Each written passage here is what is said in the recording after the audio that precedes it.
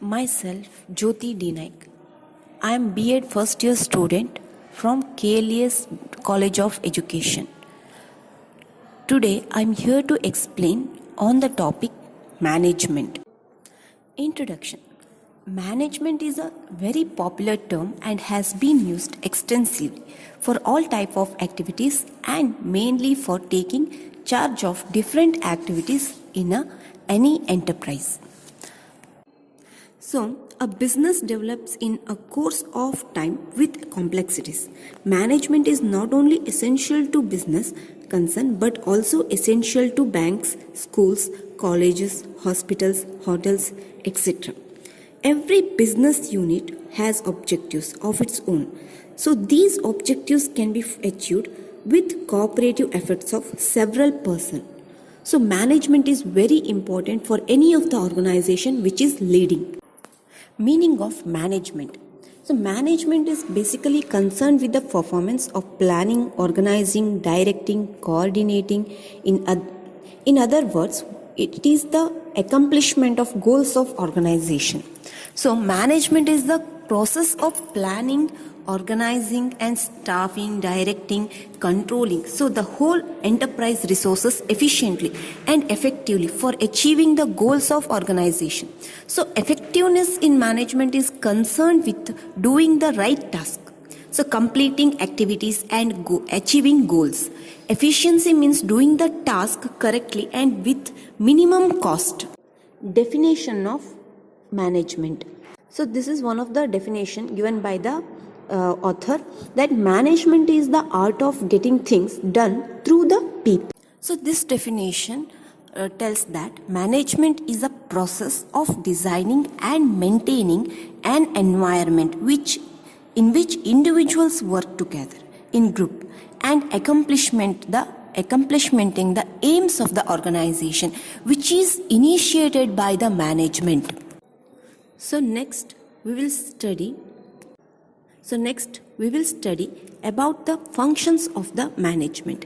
So the functions of the management has been classified into 4 ways. That is, one is planning, organizing, leading and controlling. So these are the functions of the management. So we will see one by one. The first function is planning. So planning is the function of determining in advance what is to be done and who is to do it.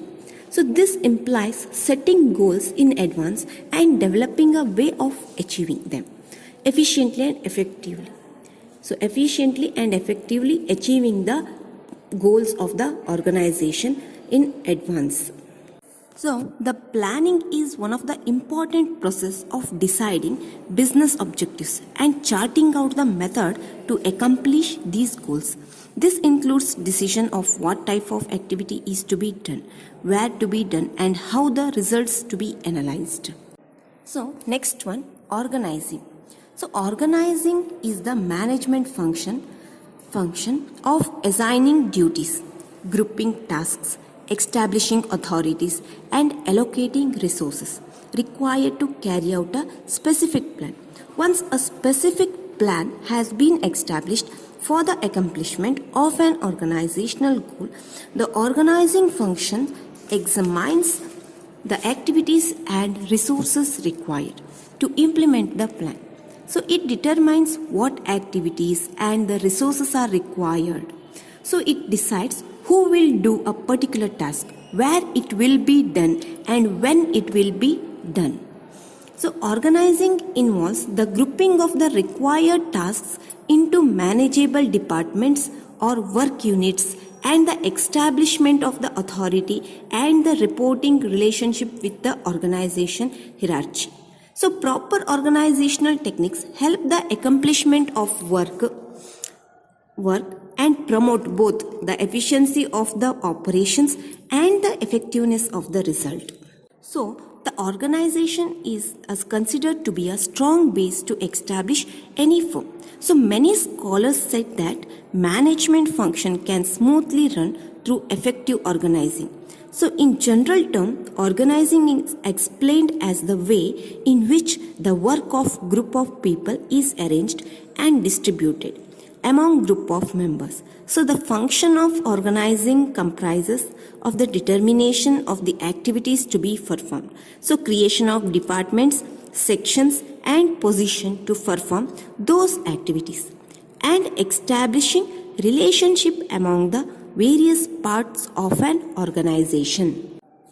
So the next function is leading. So leading involves motivating, communicating, guiding and encouraging. So it requires the manager to coach, assist the problem solve with employees. So leading is influencing and motivating the employees to perform the tasks assigned to them. So this requires establishment and atmosphere that encourages employees to do their best. So motivation and leadership are two keys components of direction. So directing also involves communicating effectively as well as supervising employees at work. So motivating workers means simply creating an environment that makes them want to work. So the last function of management is controlling. So controlling is significant model and process in management. So controlling guarantee that organizational performance is as per standards. Performance standards are often stated in financial terms such as returns, costs or profits, but may also be stated in units produced, number of defective products or levels of quality or customer services. Managers at all the levels get involved in the managerial function of controlling up to some extent. So this controlling is the management function of monitoring organizational performance towards the attainment of organizational goals. So the task of controlling involves establishing standard of performance, measuring current performance, comparing this with established standards and taking corrective action where any deviation is found. Here management must determine what activities and outputs are critical to success, how and where they can be measured, and who should have the authority to take corrective action. So these are the four important functions of the management. So next we will see the characteristics of the management. So the first characteristics of the management is a goal-oriented process. So this point describes that an organization has a set of basic goals which are the basic reason for its existence. So these should be simple and clearly stated. Different organizations have different goals. So the second one, management is multi-dimensional.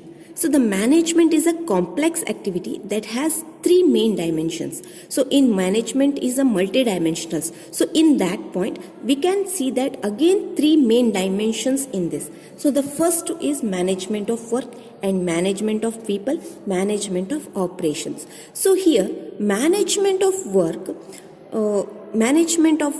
says that all organizations exist for the performance of some work. In a factory, a product is manufactured. In a garment store, a customer's need is satisfied, and in a hospital, a patient is treated. So management translates this work in terms of goals to be achieved and assigns the means to achieve it. So the management of people, like human resources or people, are in organizations greatest asset. So despite all development in technology, getting work done through people is still a major task for the manager. So again, if you view from the management of operations side, so no matter what the organization, it has some basic product or service product to provide in order to survive. So this requires a production process which entails the flow of input, material and technology for transforming this input into a desired output for consumption. So the next point, management is a continuous process.